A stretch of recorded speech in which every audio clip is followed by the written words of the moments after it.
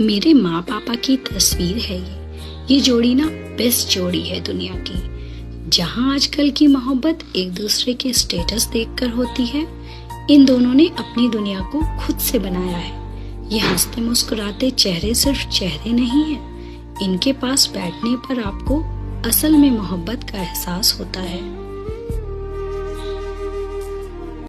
बाखरगंज में रहने वाले पापा और ढाका में रहने वाली मम्मी का विवाह 1 मार्च 1975 को ढाका में संपन्न हुआ। शादी के कुछ समय बाद ही जुलाई 1975 में पापा पढ़ाई के लिए प्रयागराज आ गए और पढ़ाई पूरी करने के बाद फरवरी 79 में देहरादून के पास डाकपत्थर में सिंचाई विभाग के यमुना प्रोजेक्ट में पापा की पहली पोस्टिंग हुई और वहाँ उनकी पहली सैलरी मात्र 539 रुपीस प्रति माह थी। 22 मार्च 1979 को एक और खुशी ने दस्तक दी और जन्म हुआ मेरे बड़े भाई रितेश केसरवानी का। उसके बाद मम्मी डाकपत्थर शिफ्ट हो गई और 6 अक्टूबर 1980 में मेरे छोटे भाई मुकेश केसरवानी का जन्म हुआ।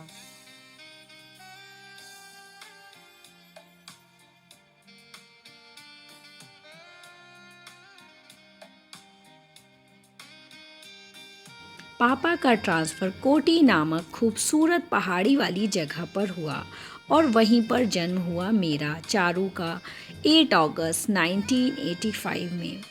2 बेटों और 1 बेटी के साथ परिवार पूरा हो गया और सभी लोग खुशी खुशी रहने लगे। कुछ ही समय बाद ट्रांसफ़र डाकपत्थर हो गया वापस से और डाकपत्थर में रहते हुए पापा ने एक ब्रिज का निर्माण कराया, जो ब्रिज आज भी बहुत ही मजबूती से है, जो कि आपको इस पिक्चर में दिखाया जा रहा है। डाकपत्थर बहुत ही खूबसूरत जगह थी। हसीन वादियाँ, पहाड़ी, बहुत ही खूबसूरत, टेम्परेचर भी बहुत ही अच्छा था। यहाँ पर रहते हुए हम सभी का बचपन, मेरे 2 भाइयों का और मेरा बचपन बहुत ही अच्छे से बीता।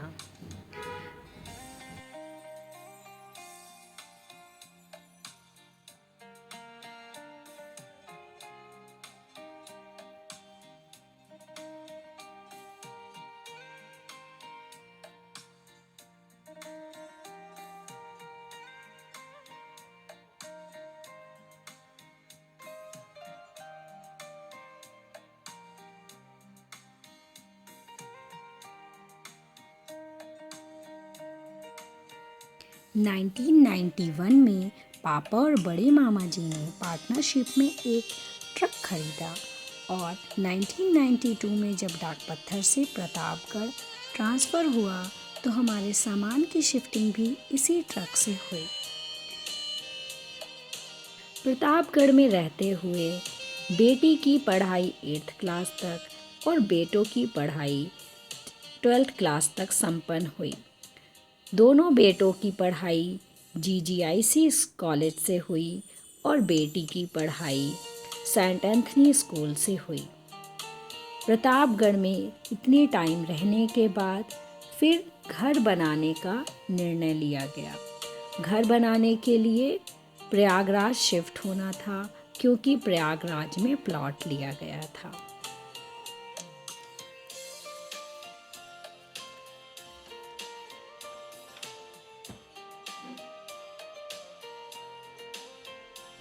घर बनाने और बच्चों की पढ़ाई के चलते प्रयागराज शिफ्ट हुए और जल्द ही अपने नया घर बनाने का सपना संपूर्ण हुआ और गृह प्रवेश संपन्न हुआ 1999 अक्टूबर में।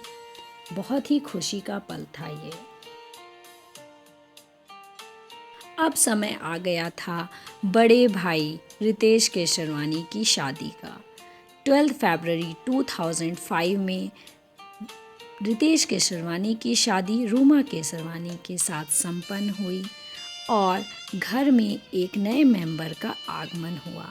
घर में बहुत ही रौनक हो गई और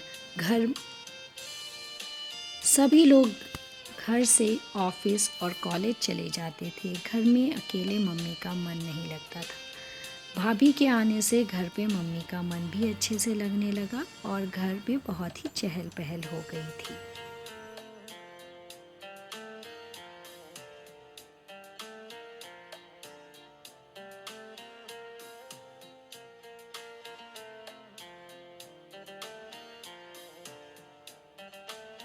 जल्द ही बड़े भाई और भाभी को पुत्री रत्न की प्राप्ति हुई और 27 नवंबर 2005 को ईशिका का जन्म हुआ। अब मम्मी का वक्त इसके साथ बहुत ही अच्छे से बीतने लगा।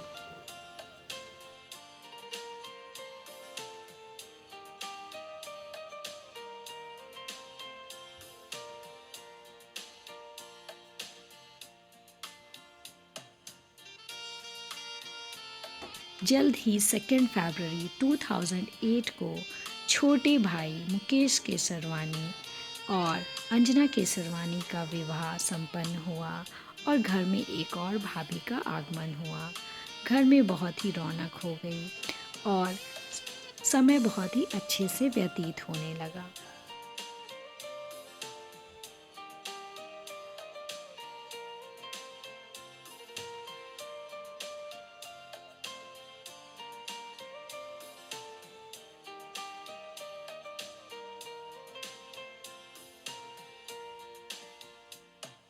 जल्द ही फिर से दादा दादी बनने का सौभाग्य प्राप्त हुआ और छोटे भैया मुकेश केसरवानी एंड भाभी अंजना केसरवानी को पुत्र रत्न की प्राप्ति हुई और जन्म हुआ 15 फरवरी 2009 को अर्णव केसरवानी का।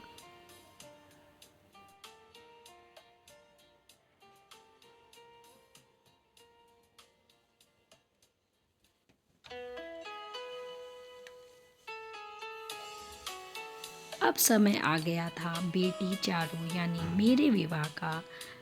22 नवंबर 2010 को चारू का विवाह रीवा के रहने वाले अभिषेक केसरवानी के साथ संपन्न हुआ।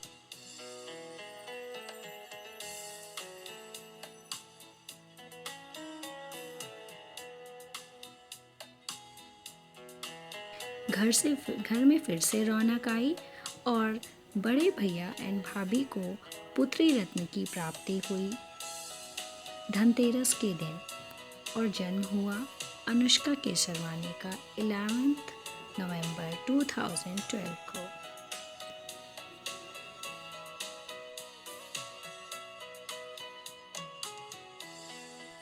जल्द ही नाना नानी बनने का भी सौभाग्य प्राप्त हुआ और 15 नवंबर 2013 को जन्म हुआ बेटी के बेटे अमोलिक गुप्ता का।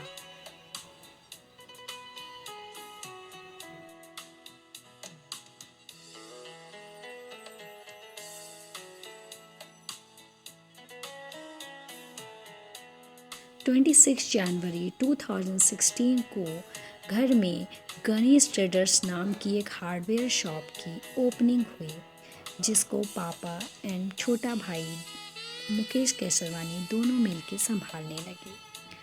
अगस्त 2017 में पापा का रिटायरमेंट एई के पद पर रहते हुए संपन्न हुआ। रिटायरमेंट के बाद पापा का वक्त परिवार के साथ और दुकान में बीतने लगा।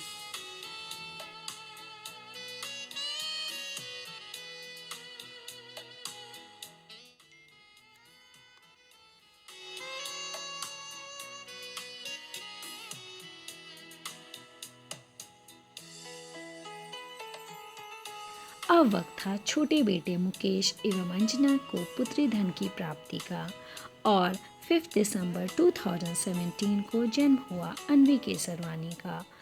अन्वी केसरवानी घर की सबसे छोटी और लाडली बेटी हैं और अपने दादा दादी की चहेती भी।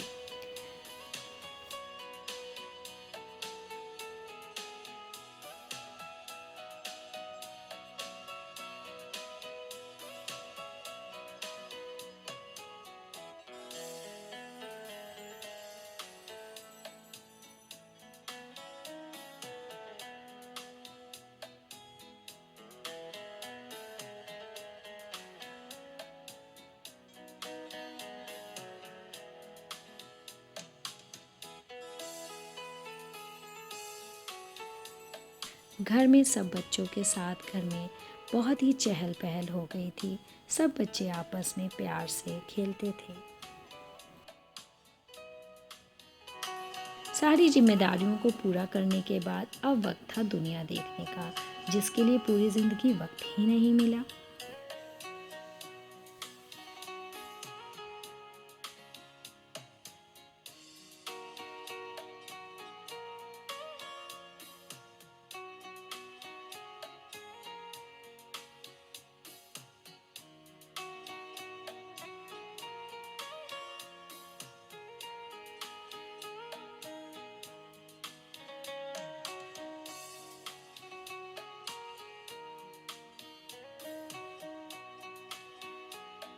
बड़े बेटे और बहू के साथ 2018 में सिंगापुर देखने का अवसर प्राप्त हुआ। यह बहुत ही सुखद अनुभव था और यह उनकी पहली हवाई यात्रा भी थी।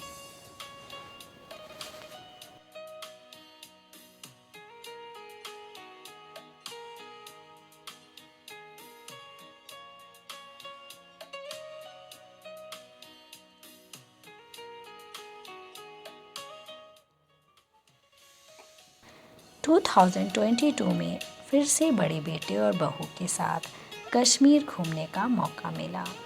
कश्मीर बहुत ही खूबसूरत जगह थी। वहाँ की हसीन वादियाँ और पर्वत बहुत ही खूबसूरत हैं। इन सब के साथ वहाँ पे जाने के बाद मम्मी की एक अधूरी इच्छा कि वैष्णो देवी के दर्शन भी पूरे हो गए, जो कि उनके मन में बहुत वक्त से एक इच्छा थी। 2023 में बद्रीनाथ और केदारनाथ के दर्शन भी प्राप्त हुए। बहुत ही कठिन यात्रा थी, लेकिन बहुत ही अच्छे से सब कुछ संपन्न हो पाई ये यात्रा।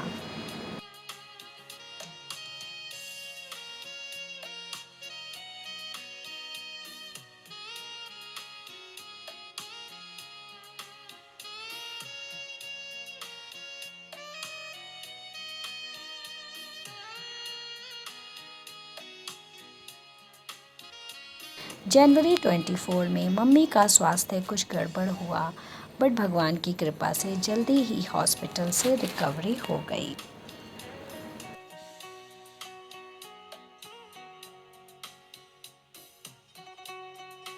टू 2024 में सोमनाथ, द्वारिकाधीश और उज्जैन के दर्शन करने का मौका ग्रुप के साथ प्राप्त हुआ।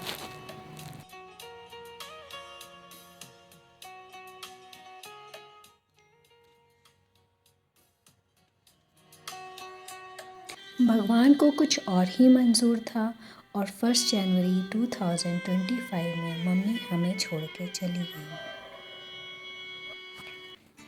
आज माँ सामने नहीं है, लेकिन आसपास ही है हमारे। उनका एहसास है हमारे साथ। उनके साथ के बहुत खूबसूरत पल हैं हमारे साथ और बहुत अच्छी यादें भी। वो हमेशा चाहती थीं उनके आसपास अपने लोग हमेशा खुश रहें। उनकी इस इच्छा का सम्मान करते हुए हमें खुश रहना है और वो हमें देख रही हैं।